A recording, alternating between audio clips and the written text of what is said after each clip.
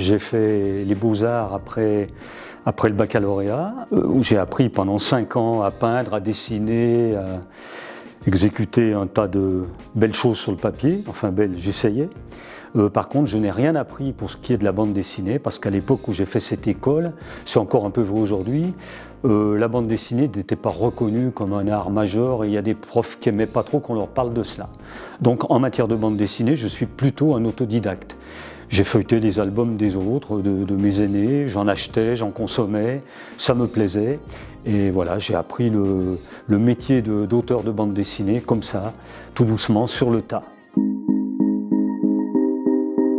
J'ai fait cette bande dessinée pour mettre le doigt sur les problèmes, les dommages qui sont faits à l'école, que ce soit en période pacifique ou en période de conflit. L'école a quand même toujours à souffrir d'ingérences extérieures, d'influence de personnes qui voyaient les choses d'une certaine manière, des religieux qui étaient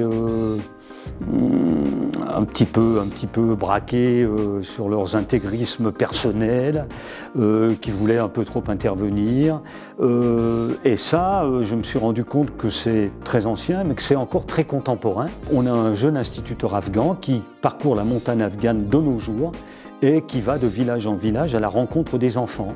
Et il se retrouve en butte aux talibans qui veulent promouvoir une école plutôt coranique ou islamique, qui ne veulent pas que les filles aillent à l'école, etc., etc. Ce que je veux montrer, en tout cas ce que je regrette, c'est que l'école devrait être un sanctuaire, intouchable, inviolable.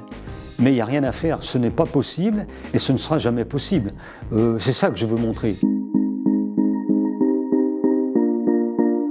Alors le message que je voudrais leur transmettre, c'est leur faire toucher du doigt combien l'école est précieuse, combien c'est un moment de la vie qui est précieux.